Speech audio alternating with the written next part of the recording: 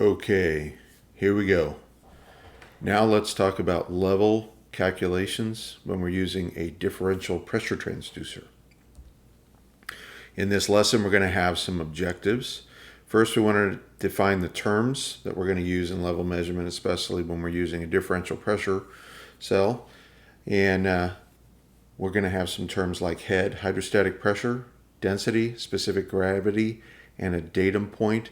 All those are going to be key terms we're going to have to add to our vocabulary so we can communicate effectively to be able to calibrate and use these instruments. We want to explain the different ways that level can be measured using that differential pressure transmitter.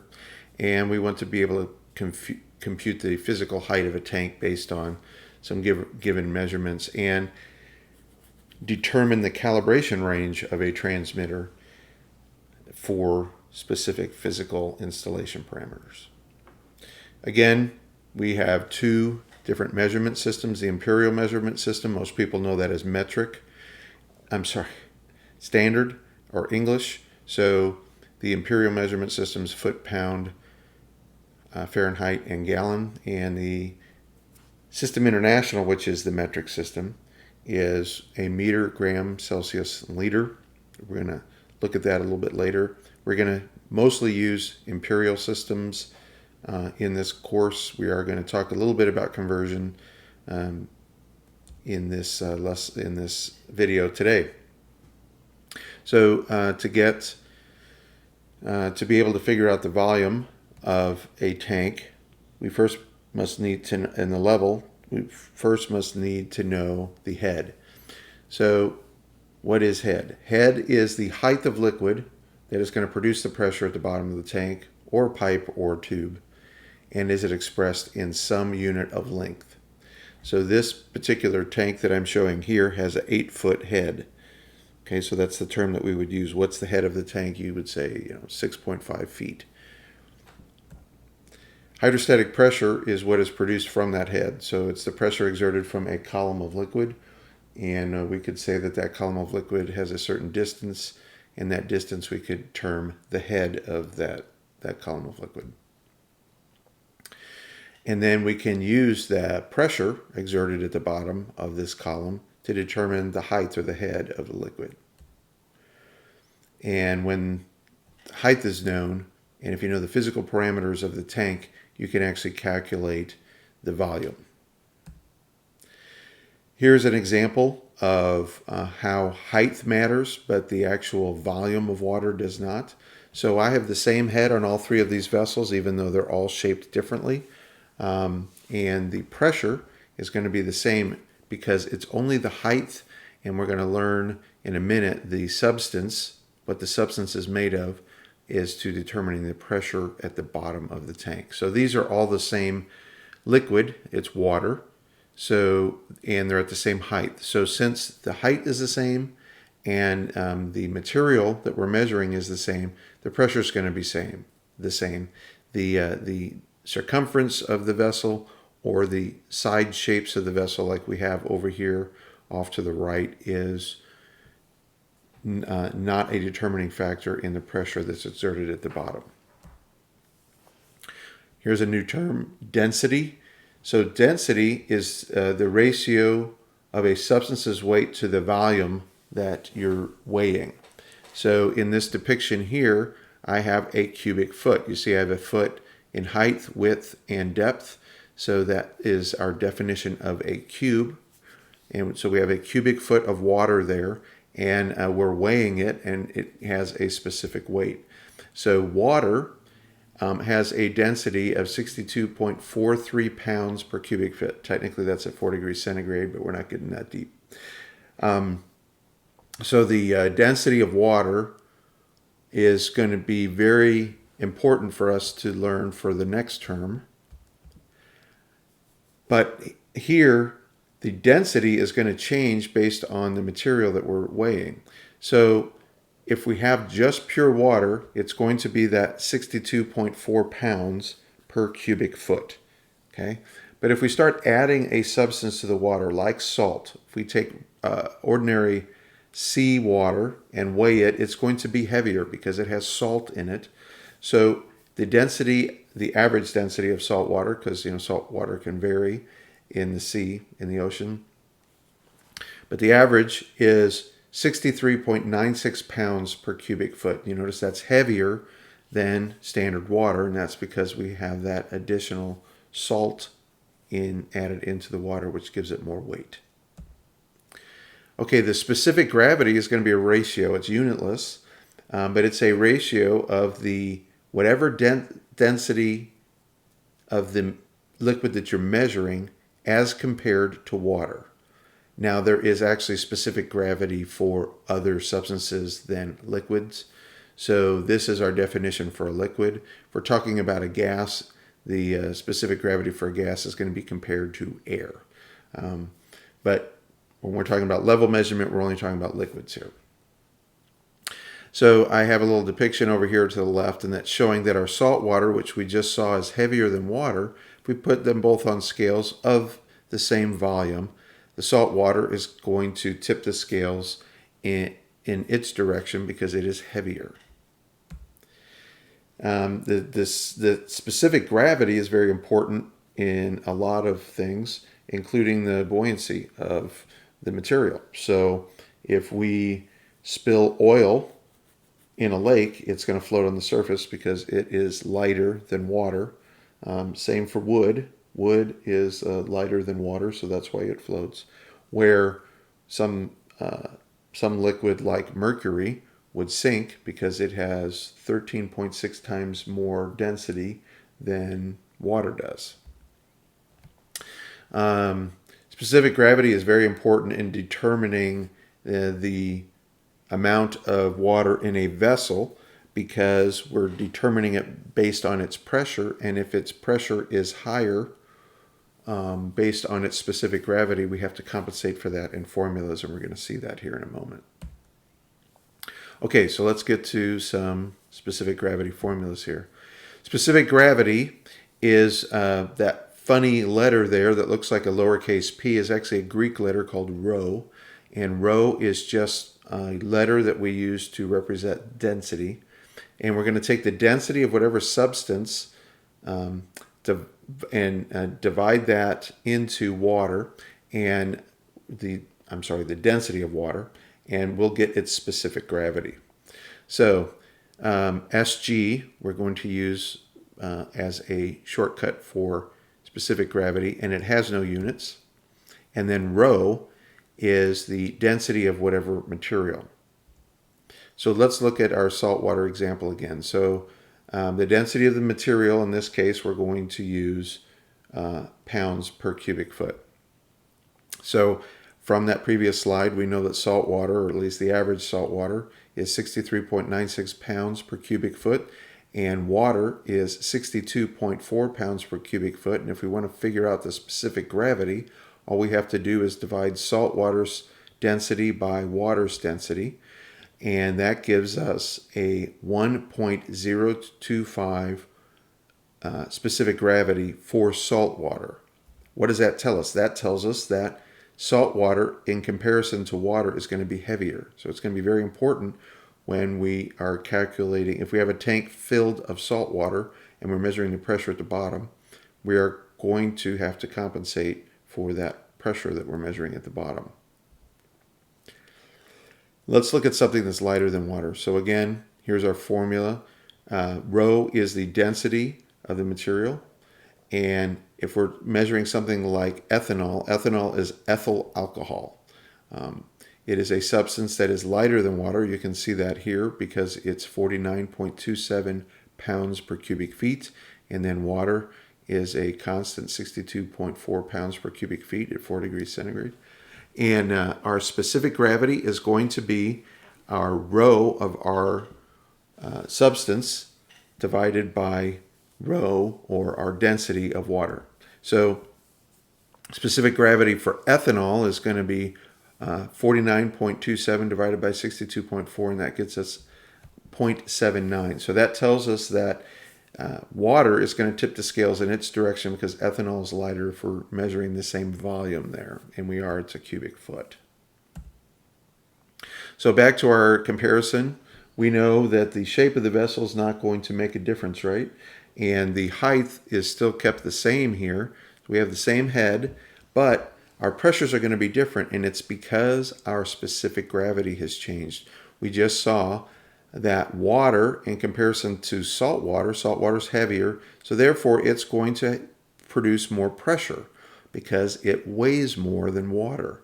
Okay, the ethanol we saw was lighter than water. So if we compare the pressure that is produced at the bottom of a column of ethanol, even though the head height is the same, it is going to be less than water. So these are just comparisons. Salt water is going to be a higher pressure at the bottom of the same head height than ethanol is going to be lower than our column of water. So much like our Ohm's law triangle, where we had volts, ohms, and amps, here we have pressure, and we have height and distance and the specific gravity, and they're all in proportion to one another. So the pressure is directly proportional to either the height or the specific gravity. So what does that mean? That means the pressure is going to go up if the height goes up or if the specific gravity goes up. The pressure is also going to go down if the height goes down or the specific gravity goes down. So that's what directly proportional means. Specific gravity measurement. We can actually measure specific gravity and to determine what the specific gravity is of the liquid. And here's how we're going to do it. We're just going to take our differential pressure transmitter and we're going to install it. Low port and high port, it's important that they're both in the liquid. We can't measure the specific gravity of a liquid if one of the ports isn't in the liquid. And we are going to space the two ports a known distance apart. Okay. And for simplicity, in this example, I'm spacing them 27.7 inches apart from one another. Why that number? That happens to be the number for 1 pound per square inch for water. And remember, our ratio is going to be to the pressure produced by water. So we have our ports 27.7 inches apart. Now, they don't specifically have to be that distance apart. You could have them at varying distances apart. You just have to do some math to convert it just to make sure that you're compensating for the distance of the ports, the high and low ports. For simplicity of explanation, I just went ahead and put them 27.7 inches apart. I think that helps illustrate this example. And the specific gravity of liquid can be calculated by using our reference to 27.7 inches of water. So if we're measuring the pressure difference in inches of water, if we measure some value in inches of water that is less than 1, we know that, if the measurement is less than 27.7, we know that our specific gravity is going to be less than 1. So if I filled this tank full of ethanol, which has a specific gravity of, I believe it was close to 0.8, it was 0.79 or something, we would have less pressure in this range than we would for water. So our specific gravity would be less than 1. If we fill this tank with salt water, our pressure reading is going to be higher than 27.7 inches of water, which therefore means that our specific gravity is going to be greater than 1. Okay, so that is something that we can do in the field, because a lot of times the specific gravity of the material that you're measuring is changing, especially if it's a solvent that they keep adding material to. They might even be adding material until they get to a specific gravity. We would use this method to determine the specific gravity as they add material into the vessel. Okay, so let's calculate some hydrostatic pressure. Not all measurements are of water, so therefore we need to calculate hydrostatic pressure based on the height as well as the specific gravity of a liquid being measured. So Our hydrostatic pressure, remember before we were just always assuming water. So now that we understand the concept of specific gravity, we're going to take that into account. So there's our formula. Our hydrostatic pressure is going to be based on the height, so we know that, but it's also going to be based on the specific gravity of the liquid. And then we're going to, if we want it in units other than inches of water, we're going to have to convert that using some conversion factor. Let's look at an example here.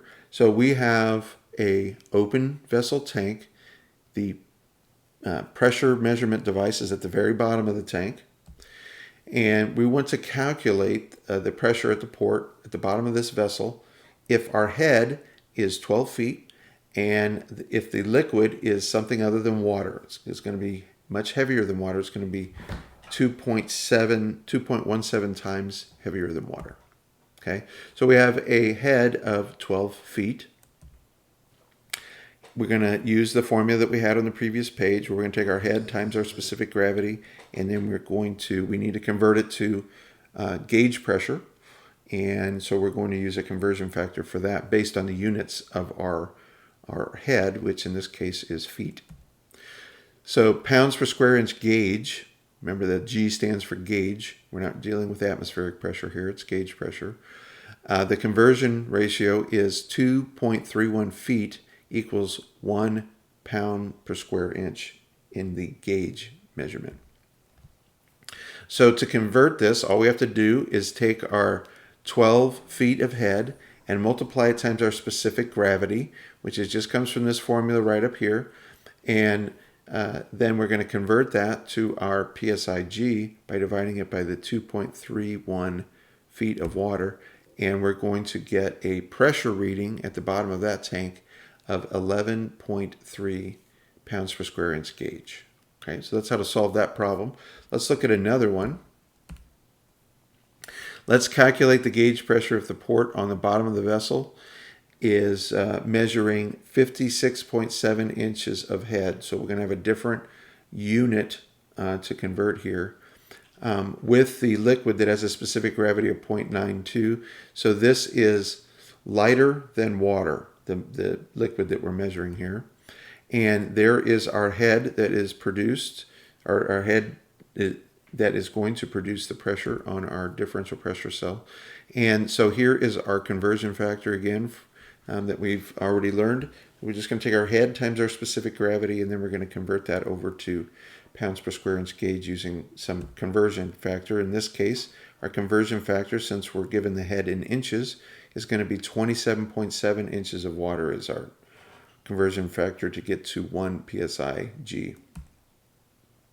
So the pressure that we're going to feel at the bottom of that tank is going to be our head, which is 56.7 inches times our specific gravity. Remember, it's lighter than water, so it's going to actually be a little less. And then we're going to divide that by our conversion factor of 27.7 inches of water, and that's going to give us 1.8 pounds per square inch gauge as measured at the bottom of that tank. Okay. Let's look at density conversion from our imperial system to our System International. Okay. So we want to use System International units, and we're going to see that the metric system is actually all based around water. And you can see on my graphic here on the right, the units are nice, all divisible by 1 or 10, where here we have fractional components, 62.4 pounds. If you take a cubic meter of water, again at 4 degrees centigrade, but that's immaterial for us, and measure it or weigh it, you're going to get 1,000 kilograms. And that is the unit that we're going to use to convert this specific gravity here. So our density of water is 62.4 pounds per cubic feet in imperial units. Well, in System International units, we have to use the metric meter for our cubic meter, and we have to use kilograms for our weight factor. And so we have 1,000 kilograms per cubic meter for our density of water. All we need to do is take our 1,000 kilograms, multiply it times our density, and we're going to get 1,200 kilograms per cubic meter. Again, if it has a density, specific gravity of 1.2, that means it's going to be heavier than water. That's why the even the SI units are going to be greater than, as compared to water, the 1,000 kilograms per cubic meter. Okay, another definition is a datum point. And what a datum point is a reference point for measure. So it's an assumed surface or line used to reference for the measure for heights and depths.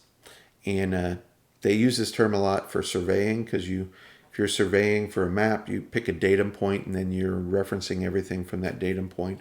We're talking about level measurement. We're almost always talking about the datum point from the bottom of a tank. But if you are talking about level measurement of something like a lake that has an uneven surface, or the ocean, you are going to measure the depth from a specific datum point that has a uneven bottom surface, and then all measurements will be taken from that datum point. For our purposes, most of our tanks are going to have a discernible datum point, but even tanks in the field are concave on the bottom, so you have to pick a certain point of reference at some point that you're going to take your level measurement from. But they could actually be funnel in shape, and so there's all sorts of things that we're going to do in the field to pick a point to take your level measurement from. In my simple example here is I have a flat bottom tank, and if you're measuring that in a manual fashion, you're just going to take a ruler and you're going to push it all the way down to the bottom of the tank, and you're going to measure up to the top of the tank, and you're going to get the level there. So our tank's datum point is almost always just the very bottom of the tank there. So an open tank level measurement, we are going to have the high port at the very bottom of the tank. And that's going to be important, because we're going to learn in a minute that's not always the case, and we're going to have to compensate for that.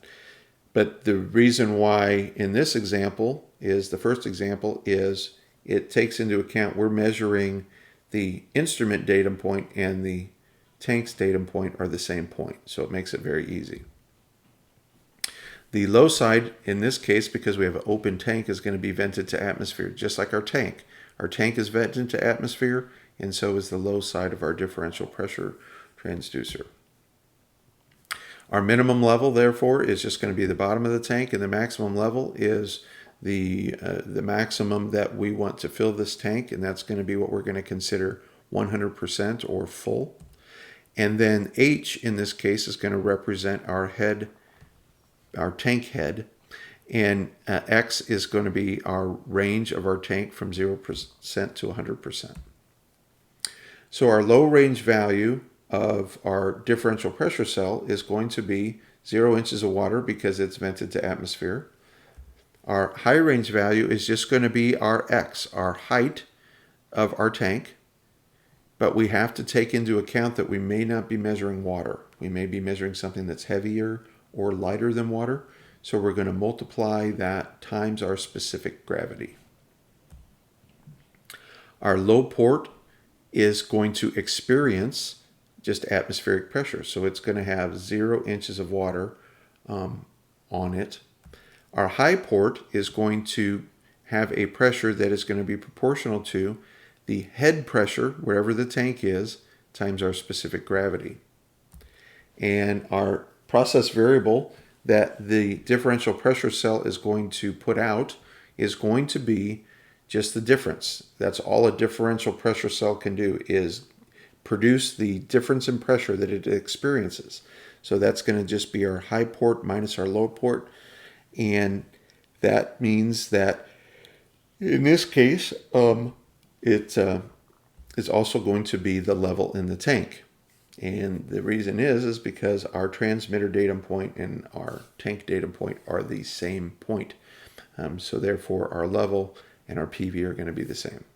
And in most cases in the field, we will always install the differential pressure transmitter at the tank bottom, or at least some reference point that is the tank datum point. So the transmitter datum point and the tank datum point are the same.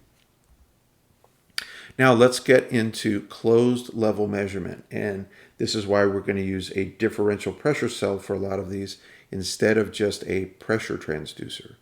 This back here could have actually been done with just a pressure transducer and not a differential pressure cell. But we want to explain to the student how this is different, so I'm going to have all these examples are going to be with a differential pressure cell.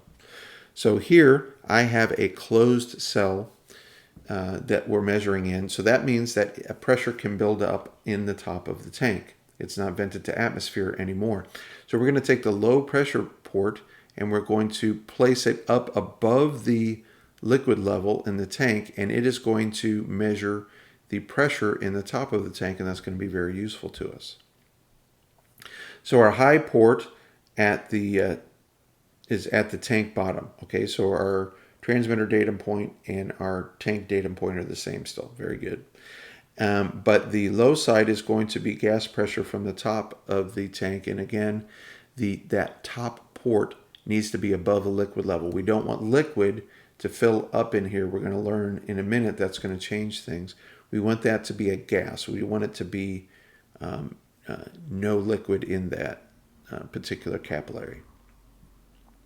The minimum level is still going to be the bottom of the tank, and the maximum level is going to be our span of X, and again the maximum level is going to be below that high gas port at the top. And then our tank head is going to be measured by H. So our low level value that we're going to range our transmitter to is going to be still 0 inches of water. That may be a little confusing to the student because you see, hey, you told me that there's going to be gas pressure up here. Why would it still be 0 inches of water? We're going to see that here in a minute. And then our upper range value is going to be the maximum distance. It's between the minimum and maximum levels times our specific gravity. So again, we may not be measuring water. We may be measuring something that's lighter than water or heavier than water. So we have to compensate for that with a specific gravity calculation. Our high port is going to experience whatever our tank head is times our specific gravity plus the gas pressure. We could have gas pressure pushing the harder on this column of water than just atmospheric pressure. So that would be added on this high pressure port, that gas pressure that's coming in on the top of that liquid. But here's the reason why we put the low port on this gas pressure here. The low port is going to experience that same gas pressure, but it's not going to experience any of the liquid pressure. That's why it's very important that we don't get any of the liquid into this column. We want to isolate out the liquid from the gas. And so the low side is just going to experience whatever pressure is being exerted at the top of that column of liquid. Now, when we take our differential pressure cell PV that it's going to be sending out, our process variable, remember PV stands for process variable, it's going to separate our high from our low. Now, we have gas pressure here and gas pressure here, and we're subtracting them out. So we're just going to wind up again with our high, our tank head times our specific gravity is going to be the only thing that's going to wind up being sent out.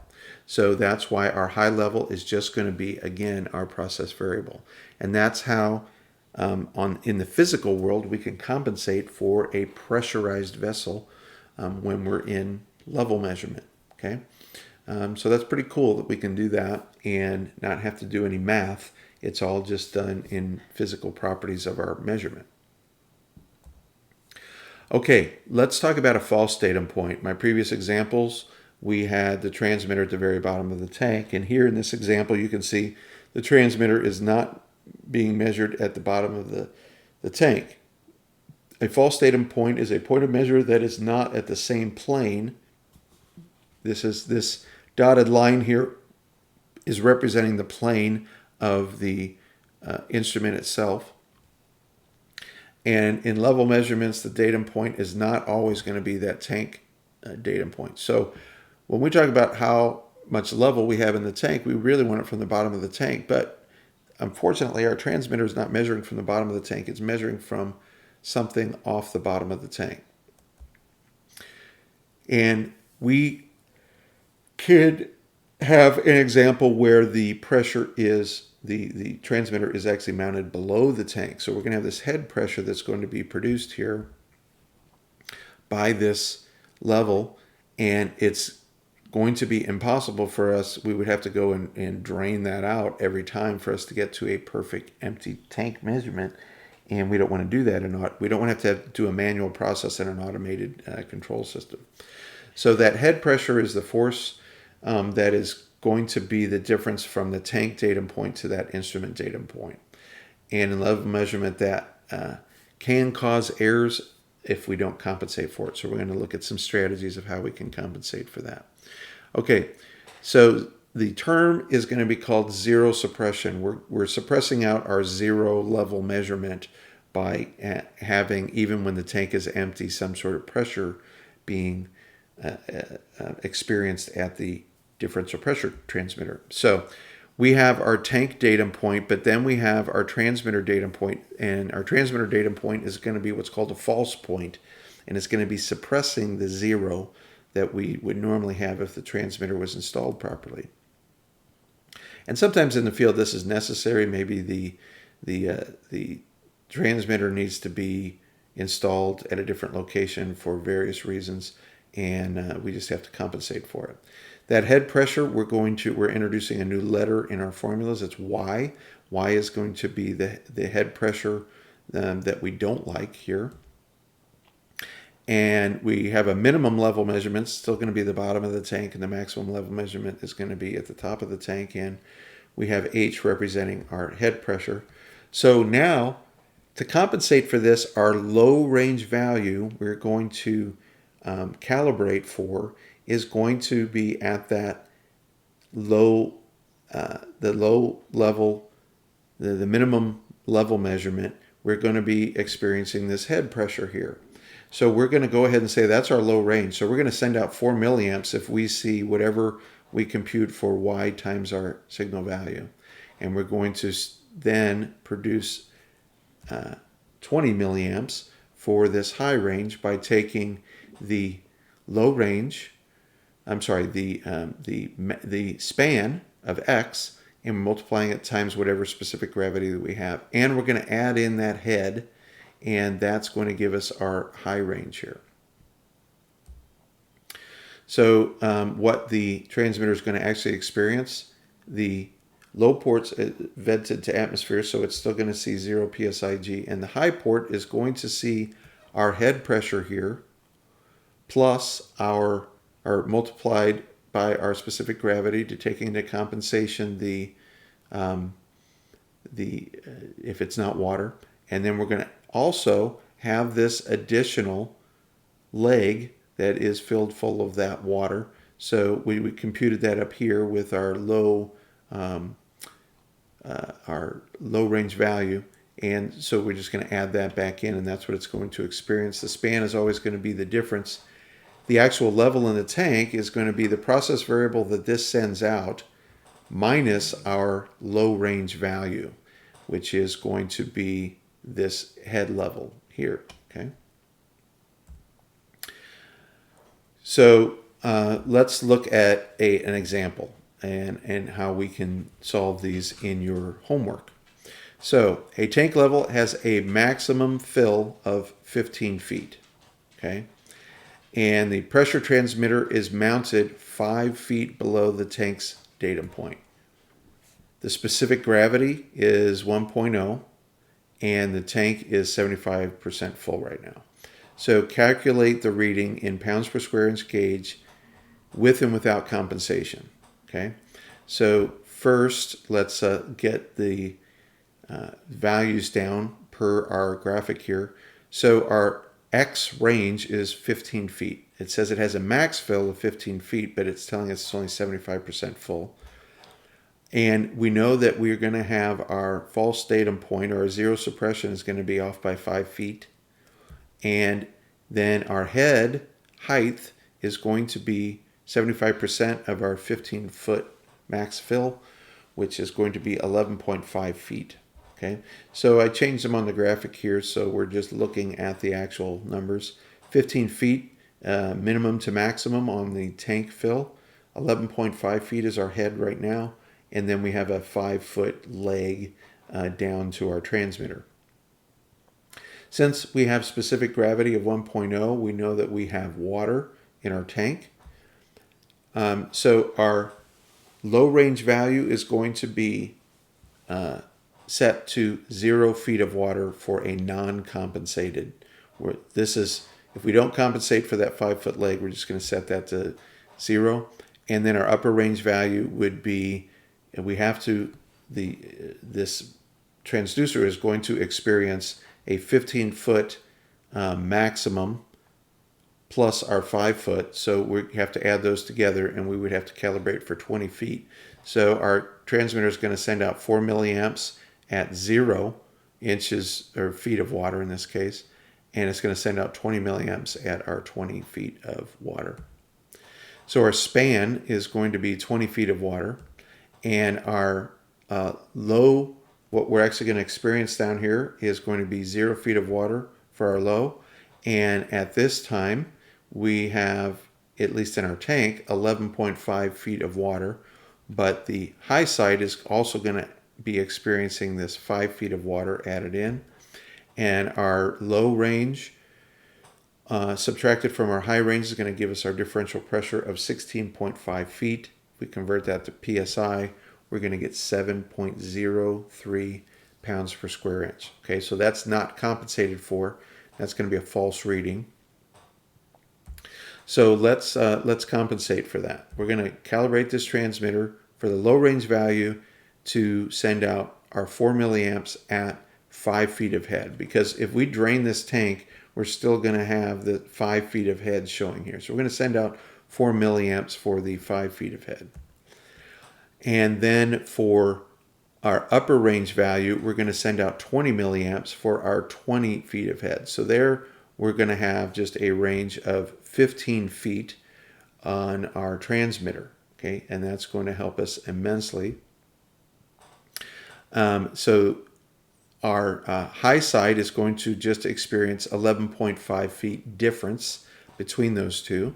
And our low side, again, is still just measuring atmospheric pressure. And that 11.5 feet is the actual head height of the tank. If we convert that to PSIG, we're going to get 4.87 PSIG.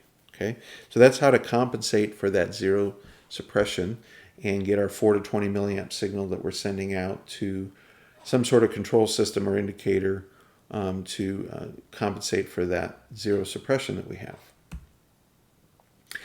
We could have a transmitter, instead of being mounted below the tank's datum point, we could have it mounted above the tank's datum point. I don't believe you have any homework questions based on this example, but I wanted to show this. So we have a false datum point from our transmitter because it's not at the bottom of the tank. Our minimum level has to be above, at least at or above that transmitter level, and it's usually good to actually have it a little bit above, so you know that you have a little bit of pressure, just to know that there is some actual level in the tank. And then our maximum level is going to, again, be the same height as it has been for the other examples. Our low range value is going to be that head difference, the Y, times our specific gravity. Okay, and then our upper range value is going to be our span, our X, from our minimum to our maximum level measurement times our specific gravity, and then we have to add in this Y here. Then what we're going to actually experience on the high port is whatever our tank head is from here to here times our specific gravity. And our low port is going to experience just atmospheric pressure because it's vented to atmosphere. Our differential pressure is just going to be the difference between our high and our low point. The level in the tank is actually going to be the PV, because the PV is actually going to be from our false datum point up to here, okay? So our false datum point plus this Z, okay? So again, we're going to have a 4 to 20 milliamp signal that's going to be from this low signal to this high signal. And then in the control system, whether it's a PLC or a distributed control system, we're going to have to compensate for these here. So when we actually are showing the level of the tank, we're going to have to take some more math terms to be able to calculate that out. Let's talk about the example that I gave for a closed vessel with a low side that is measuring the gas pressure. And I was very specific in saying that that is only useful if that leg has no liquid in it. Here's the problem is a lot of these tanks are closed because it might be a boiler or something like that that produces condensation. Well, condensation can form on the dome of this and actually weep into here and start to produce liquid in this column. And if it produces liquid, that's going to change our measurement and it becomes a maintenance nightmare. We're going to have to go out and actually bleed off the low side and make sure that there is no liquid in that column. A way to get around that maintenance nightmare is to actually fill the low side with a known substance and just have a pot up here that is going to experience the pressure up at the top. This is much smaller area to for the condensation to form. And typically what we do when we fill these is this is of a heavier specific gravity than whatever liquid that you're measuring here. And think about why that would be. If this was a lighter specific gravity, then that means that if it got into through this port into this tank, it would be floating on top of the surface. And if we drain the tank, we'd have to drain the entire tank to expel that medium from getting out of the tank. If this substance is heavier than whatever this material being measured, if any of that substance gets in here, it's going to fall to the bottom and it's very easy to clean it out. Conversely, if we have some condensation that is going to get in here, we'll just use for now an example of water. This is a boiler and we're just boiling water in here. If we get condensation in this leg or this pot here at the top of the wet leg, that the material is going to stay at the top. So we know that we have a known volume here of a specific gravity in this leg for the entire leg. If this material was of a heavier substance than this, if some of it got in here, it would actually fall down in here and wind up at the bottom of the leg, and it would give us a false reading. So we almost always use a heavier specific gravity here than we do here. We're going to have to take into some consideration then when we take these readings, because on the low side, we're going to have a heavier reading than we are on the high side. So let's look at that. We have a gas pressure that is going to be pressing on our wet leg.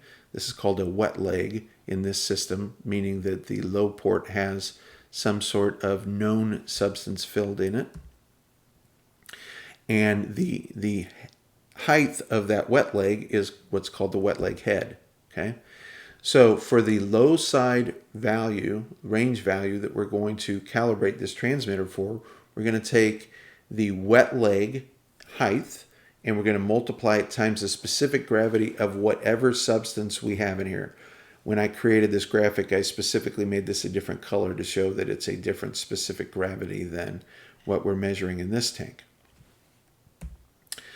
The upper range value is going to be our maximum range on the liquid side times our specific gravity of that liquid. Okay, so this specific gravity is going to be different than this specific gravity in this liquid, so that's why we have specific gravity sub W for the wet leg and sub L for the liquid that we're measuring. Okay, what is the high port actually going to experience? The high port is going to experience the head on the tank plus the specific gravity of the liquid we're measuring plus that gas pressure that's at the top. Okay? The low side is going to experience the wet leg head times the wet leg specific gravity plus whatever gas pressure is pressing down on it. Now these two gases are going to cancel each other out. But because the specific gravity of our wet leg is higher than the specific gravity of the liquid that we're measuring, we're most likely going to be less than 0 on our differential pressure process variable that is being sent out. So let's look at an example of how we would calibrate one of these things, because that's what we're really concerned with, is how are we going to set up the calibration for a tank measurement that has a wet leg on it. Okay, so we again have our gas pressure there, we have our wet leg, and we want to calculate a transmitter's upper and lower range values given that the tank height is going to be 12 feet. And we're going to assume that the wet leg is 12 feet and the maximum tank height is 12 feet. Our wet leg specific gravity is going, I'm sorry, not a wet leg. Our level measurement, the material that we're measuring, is going to be of a specific gravity of 0.7. So it's going to be lighter than water. It's going to be close to ethanol, basically. And our wet leg is going to be still lighter than water, but it's going to be heavier than the liquid that we're actually measuring. So our wet leg is going to actually produce a higher pressure than our material that we're measuring. So what we want to set our low range value to. Our low range value is going to be our wet leg height, and we were told that it was, or we were given that it was a 12-foot height, and we were told that the specific gravity of that wet leg is going to be 0.9. Okay, so we want to calibrate that wet leg for 10.8 feet of water. Okay, because remember, everything's in reference to water. That's why we use the specific gravity. And on the upper range value, we want to calibrate our X to our specific, our range, again, of our 12 foot. That's our minimum to our maximum height, times the specific gravity of the liquid that is in that tank. And again, that liquid is lighter than the liquid that's in our wet leg. And that's why we're taking 12 feet times our 0.7. So on the upper range value, we're going to have 8.4 feet. So if you notice, our upper range value is less than our lower range value. So we're definitely going to have a range that's going to be a negative. So our span here is going to be negative 2.4 feet.